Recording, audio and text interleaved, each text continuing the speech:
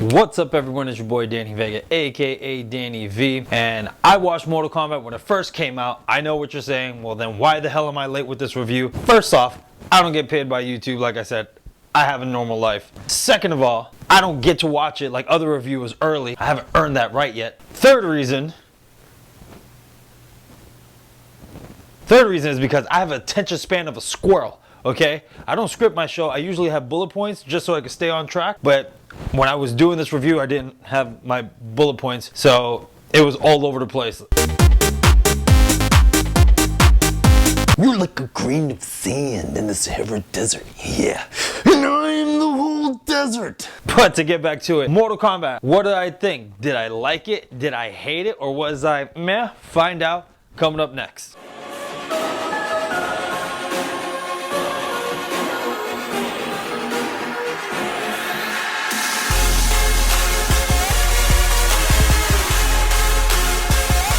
And as always, before we start this video, don't forget to like, subscribe, and hit that little bell button for more future videos. Alright guys, you know the deal. I can't talk about videos without spoiling shit. So here's your spoiler warning. Sorry, am I ever gonna do a review not spoiling shit? Absolutely not. If you want to cry, go cry to your mother. So here we go. Mortal Kombat in 3, 2, 1. The new Mortal Kombat, man, I was so excited and I was so pumped when I saw this trailer. I had such high expectations, like to the moon, like Dogecoin. Too bad I didn't hop on that. But yeah, my expectations were so high, but I should have known. In Buddhism, they say expectations cause suffering, and boy, did I suffer. That's right.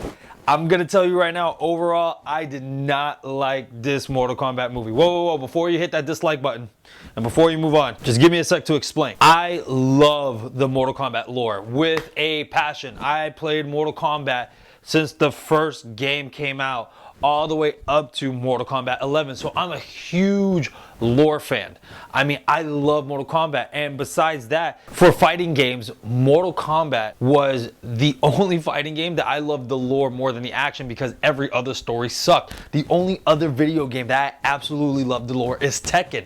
And honestly, both franchises doesn't have a good movie. And it sucks for me to say, as a big Mortal Kombat fan and such a video game nerd, is that I really do want this lore. But to be fair, if you don't care about the story, then it's pretty decent for you guys, I'm telling you. So with sticking to the topic of the lore, they changed the lore and I don't like that. I mean, I get it that Mortal Kombat in itself had changes in the story and plot twists that people would consider retcons. If you're gonna change the story, at least stick to the main source material somewhat. This one is not. The only thing they kind of had was Sub-Zero and Scorpion, and then it shows that Sub-Zero and the Lin Kuei kill the Shirai Ryu and Hanzo Hasashi. Like, okay, cool. I'm a big Scorpion fan. He's like my favorite character. Dude, the fact that he's not in the movie killed me. Listen, I felt like this movie was such clickbait because every teaser, every poster, like, God, look at the poster that I just posted up, has Scorpion and Sub-Zero. Scorpion is not in the movie. Are we fucking for real right now? Like, after all that promotion, that's like having a poster of King Kong and Godzilla, but King Kong wasn't in it. It was just a Godzilla movie. Are we serious right now? He's in the beginning of the movie and at the end of the movie. That sucks for me. And especially that you had this rivalry in the beginning, but then just to have it at the end, I don't understand. And then at the end, it's not really him that kills Sub-Zero, it's him and Cole. And then he does his fatality on Sub-Zero. It kills me, man. It kills me because Scorpion and Sub-Zero's story is very unique and very amazing. Sub-Zero killed the whole clan and then Scorpion's getting revenge. But in Mortal Kombat mythology, Sub-Zero is when they showed what really happened. And it was that Quan Chi hired Sub-Zero to get a scroll, and then also he hired Scorpion to get it as well. They end up fighting. Obviously, one of them had superpowers, and that was Sub-Zero, so Scorpion ends up dying. And then Quan Chi ends up killing the Shirai Ryu while posing as Sub-Zero. And then later on, as the chess master that Quan Chi is, he all of a sudden shows in Netherrealm, hey, listen, this guy just murdered your entire family besides killing you. And then there you go. That's when he comes back from the Netherrealm to have his vengeance of Sub-Zero in the tournament. So yeah, like they were already rivals, but then that just end up happening even better. And it's such a unique story that I just can't believe that they changed it. And also, staying on the topic of lore, this movie wasn't even about Mortal Kombat the tournament. This was a prequel to the tournament. This was to set up for the tournament. And to me, I'm like, okay, you could have easily made it a Mortal Kombat Sub-Zero Mythologies movie to get into the Mortal Kombat tournament, because it leads up to that. There is no reason why Sub-Zero is in with Shang Tsung. And the original Shang Tsung hires Sub-Zero to come into the tournament. None of that. You don't see like the reason why for the tournament. And then Sub-Zero dies before the tournament. We all know that Scorpion kills Sub-Zero during the tournament. So it's really like someone tried to create their own story, and that's it. It's just like you touched a little, you sprinkled a little bit on there of what Mortal Kombat actually is. So if this didn't have the Mortal Kombat characters in it, you wouldn't think this is Mortal Kombat. You would think, oh, okay. But if you change the characters with the Mortal Kombat lore, like if it was a hardcore lore, some of us would have been like, dude, they're copying off Mortal Kombat, like easily. And yeah, don't get me wrong, the fight scenes are pretty cool. But for the bold statement of having like the best fight scenes in cinema history, I mean, come on. Obviously, the director never seen a John Wick film, or The Raids, or any of Jackie Chan movies, or Bruce Lee movies. Like, for me, there are a lot of martial arts movies, and as a martial artist, there are a lot of martial arts movies that are like super duper amazing fight scenes that you're just like, holy shit, this was awesome. And don't get me wrong, if you are just a fan of just watching movies, this is a pretty decent movie, to be fair. I'm just really hardcore and criticizing it because I'm a big fan of the lore. However, as a Mortal Kombat fan, I was really disappointed. A lot of the characters were changed and just used just to be there. Just, I feel like it was a cash grab, like, hey, come watch this movie because your favorite characters are in it. That's like Goro dies before the tournament, but we all know in the tournament, Goro is like up there before Shang Tsung, especially in the video game. So it's like, what happened? Melina dies, but Melina can die because she's a clone of Katana, so I could see her coming back over and over and over again. Sub-Zero dies. Kano dies. Like, Rico dies. Everyone dies. All the bad guys pretty much die. Kung Lao dies. Kung Lao shouldn't have been in this movie. He should have been in 2, just like the video game. But then he ends up dying. And he ends up dying in like the most cheesiest way possible. Shang Tsung doesn't fight him and beat him. He just sucks his soul out. Just legit sucks his soul out. Like, and then the whole concept of being chosen for the tournament was silly to me, because everyone knows if you enter Mortal Kombat, you have to participate. That was the whole reason behind Kano and Sonya too. Remember, it was almost like Mortal Kombat 1, the movie.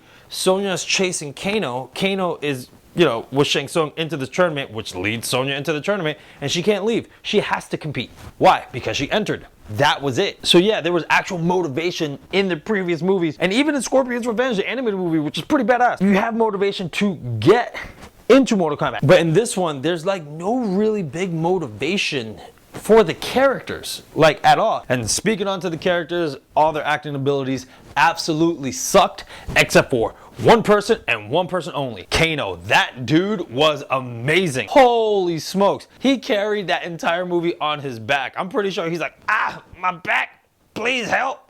Good Lord. Seriously, he was the best thing. I felt like they just took Kano out of the video game and like, yoink, and put him in there. He played it so perfectly. I was like, yep. I feel like this movie, it's the Kano movie. Like, honestly, let's just be honest. He was the best thing out of this movie. For me, Liu Kang, everybody, Cabal, like all these guys that are really interesting, have really interesting stories. It didn't pan out. Raiden too. Yeah, it's Raiden, not Raiden. I don't know, man. I expected more. And I'm so sorry to give you such a negative review, but like, for me, I was so hyped up. I felt on a false pretense, and it sucks for me, man. Like, it really does. And I know a lot of my friends that think the same way.